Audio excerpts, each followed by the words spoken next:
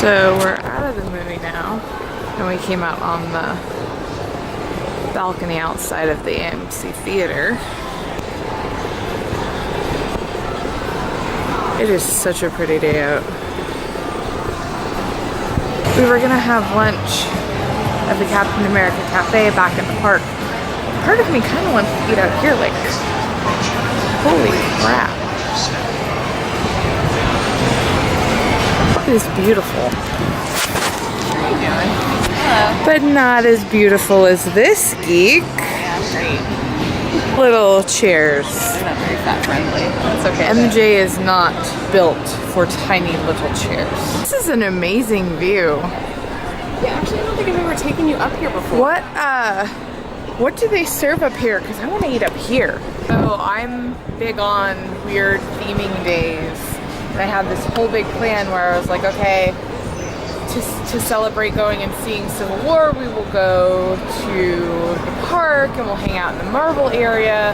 And then this morning I was kind of not really feeling it, so I sat for a little while and Kat wandered around and I was like, okay, well, we'll go see the movie and then we'll eat lunch at the Captain America Cafe. And now I don't want to, I want to eat lunch up here.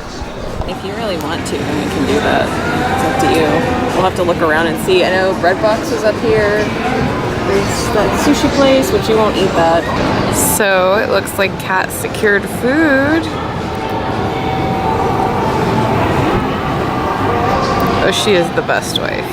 Looks like more than $10 worth of food. It is. Oh God, please.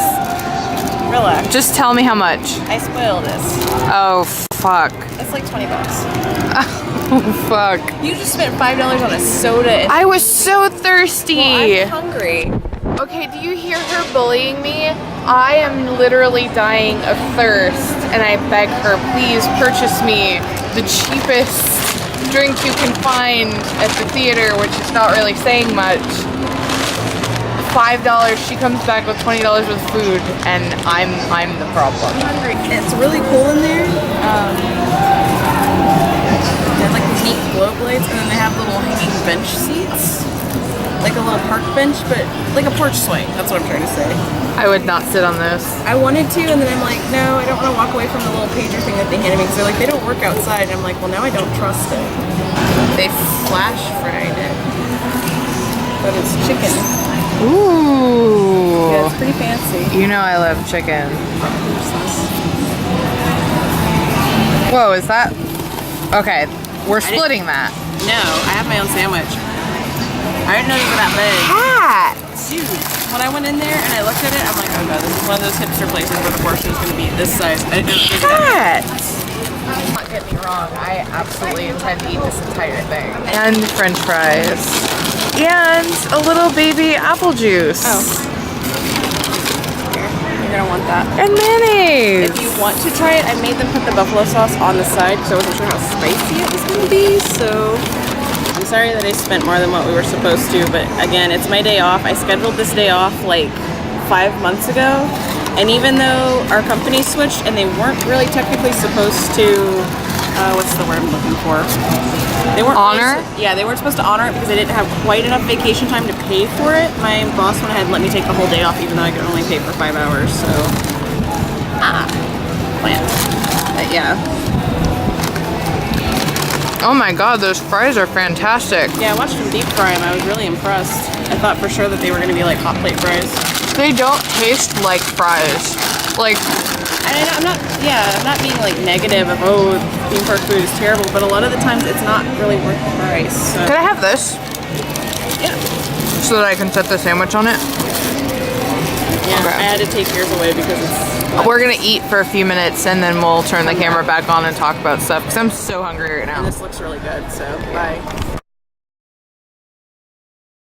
It was really good. There were like 2 parts of the entire thing that I was just like, why is this in the movie? It wasn't necessary, don't do that. But overall, it was amazing. Not spoilery, but I'm so happy that Scarlet Witch was included because Wanda's one of my favorites. And so is Bucky and Falcon. They got a lot of really good parts. I don't know why this is making me nervous because I'm like, I really want to talk about the things that happened, but I don't want to spoil anything. So I'm like, the things, those were really cool. So go see it. Definitely go see it. Don't wait. Just go see it. Don't let Batman versus Superman ruin the whole superheroes fighting each other stupid thing, because it is, but that was really good. So go watch it. And that's my review. Overall, I thought it was pretty good. There were storytelling decisions that were trying to put like extra character motivation in there that I don't agree with. I thought that they were unnecessary, and they kind of cheapened the roles that the characters in question play in the overall MCU. There were a couple of times where I felt like the CGI didn't quite meet the expectations that they had for... I think there were a couple of times where the CGI didn't quite meet what they were going for. I think they got maybe a little too ambitious with some of the super quick action. Birds. I loved a lot of the character interaction. I was kind of surprised at how relaxed I was about the hero versus hero thing, because like you brought up, you know, Batman versus Superman, and in the first Avengers movie even, you know, they had some unnecessary tussling just because, everybody likes to see heroes kick each other's asses.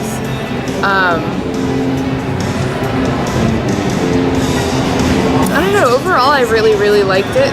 I liked that it was a lot more diverse than previous ensemble movies. I appreciated, like you said, I appreciated Wanda's role. I feel bad because her character is always kind of... Careful. I know, that is getting kind of in spoiler territory. She was in the movie and she did things. She did things. Wanda is always like the butt of plots all the time. They always use her for that. That's because her powers are so kooky. Woo! Yeah, literally with the hand gestures in the MCU. That's what's great about it. I liked the inclusion of Sharon Carter. I didn't like everything that they did with her. In a couple of weeks, I'll probably be ranting at length on Twitter about how much I hated. Careful. Would you go see it again? Of course I would go see it. Yeah, I kind of want to go see it again on Sunday. It's a Russo brothers MCU film. Weirdly enough, I had more problems with it than I expected that I would have, because I loved Winter Soldier so much, and I kind of am lukewarm about almost everything else that the MCU has done, especially everything that Whedon has touched. See, I forgot that it wasn't an Avengers movie. I just remembered that it was Captain America, so that's why I was so happy with it and impressed with everything. Because I'm like, God, they had so many characters in this time, it actually felt like a cohesive movie. Yeah. And now you just ruined it because I forgot that it was supposed to be my Cap movie, and we didn't get one. Oh, I can't say that.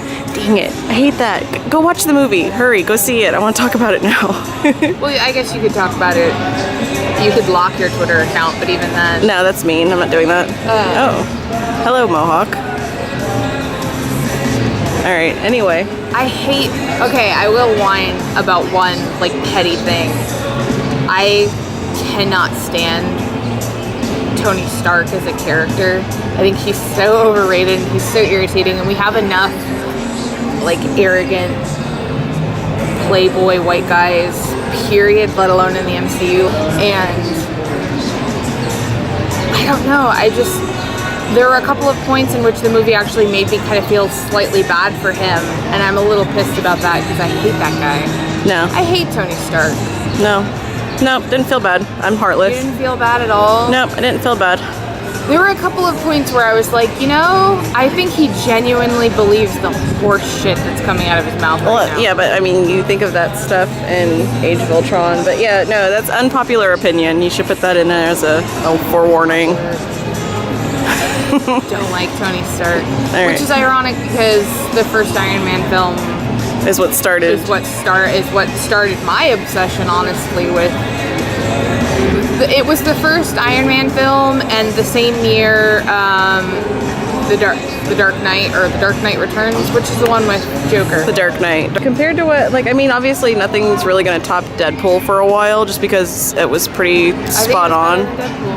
You think so? I don't agree with you. But at the Because same Deadpool time- literally only had one offensive thing in it that I was just like, this is stupid, and then everything else was spot on for me. I really like Deadpool more.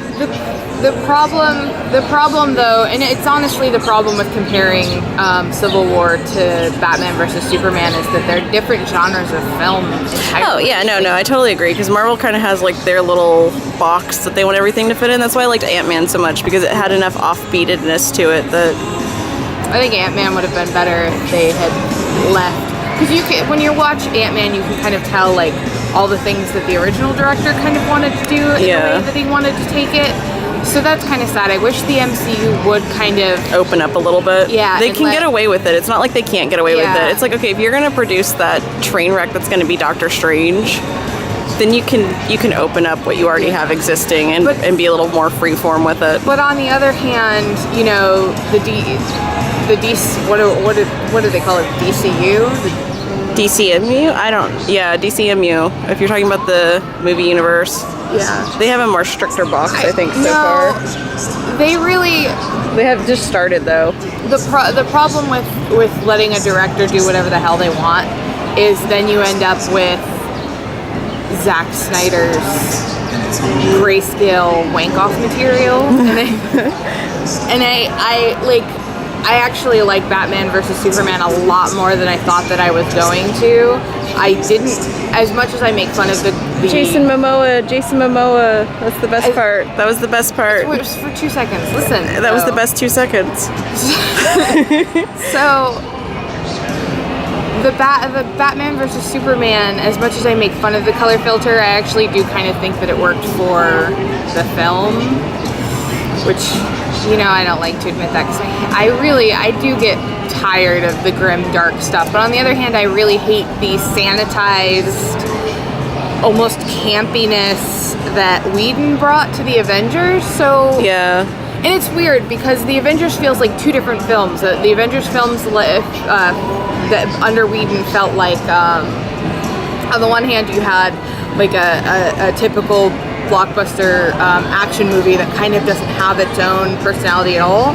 And then you also had Whedon's weird, Buffy-esque campiness, and it was kind of melding together, if that makes any sense.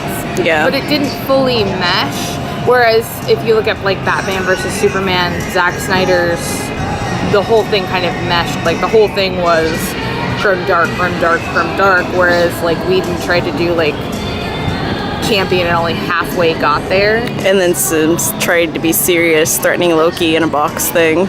See, I don't think that he really wanted that to necessarily be serious. Like, I don't know, we're like way digressing though. Like going back to the actual movie that we saw, there were storytelling decisions I didn't agree with.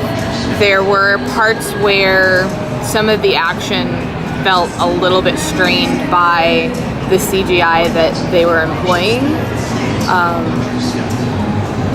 But I mean, the action was so ambitious. Like it was way more ambitious than previous films, except maybe Winter Soldier. Like they really like that tight in there kind of, I don't know, for almost first person point of view type, because the camera angles are so tight on most of their action sequences. Yeah, they really like to show off like the physicality of the fights and stuff. So of course some of the CGI wasn't going to match up to the ambitious nature of what they wanted to do with the action. I'm just running my mouth like I'm messing my neck. So what do you think of the physicality of the zoomed in shots of the ambitious action? I sound like such a pretentious douchebag, and I don't even comic book world fandom, whatever you want to call it, because that's how everybody sounds. I don't even mean to do it. It's mostly that I appreciate all of it so much that I start nitpicking. Well, and I mean, if that's one of your main hobbies, then you're going to get like completely sucked into it, and you're going to study every frame because you wait, 1 to 3 years in between these movies, and you get so hyped, especially with that one in particular, because I was so excited to see all the different characters interact. And when they announced that Ant-Man was going to be in it, and then we got Spider-Man, like at first I was really annoyed about them putting him in there again. Yeah. But I ended up like falling madly in love with him, so I'm just like, damn it, Peter, why? You should be Miles. You should be Miles. You should be Miles. But I still ended up liking him because I can't help it. I love Spider-Man. I mean, I went and rode the ride twice. Yeah, it's really easy to, when you start talking about comic book movies, you get really excited and then you're just like, oh, well, back in this one and blah, blah, blah, blah, blah, this director. Well, and like sometimes I feel self-conscious because there is a pushback in comic book fandom of don't nitpick, you know, enjoy the movie for what it is. Well, why do you have to overanalyze? Yeah. No, yeah, I'm mostly just saying like sometimes I feel self-conscious because it's like I'm doing that thing that people regard as like the ultimate sin because it's just like why can't you just enjoy it? But it's because I enjoy it that I really overanalyze it. Yeah. It's the same thing with like Batman versus Superman. I had nothing nice to say about that movie initially, and then I did eventually like point out all the things that I liked about it. But I still enjoyed watching it. Like I thought some parts of it were just outrageous, and I was like legitimately like this the first time I watched it through. Specifically with all of the Batman action scenes because that was crazy. So like I still enjoyed watching it, even though I'm like that just doesn't settle well with me. But it was still really fun just watching him slam people through things and drag cars around with grappling hooks and everything else. So I don't know. I really like Civil War. I kind of want to save the money back so we can go see it again Sunday morning when it's still matinee, but we'll see because we still have NXT tomorrow and Free Comic Book Day. Yeah. So and I'd like to grab a copy of the last issue of Midnighter. Oh yeah. Aw, Nanny bummed me out. I know. I know, I'm sorry. Where's our Midnighter movie? I want to watch him slam people Oh, through crates. holy crap. That would be fantastic. Right? No, actually, give him a friggin' Netflix show. I want to watch 8 episodes of him. Yeah, forget the Punisher. Put Midnighter in there. It's really hot out, and the camera is actually, my hand is shaking because the camera is black, and it's just heating up beneath my fingertips. So I want to go home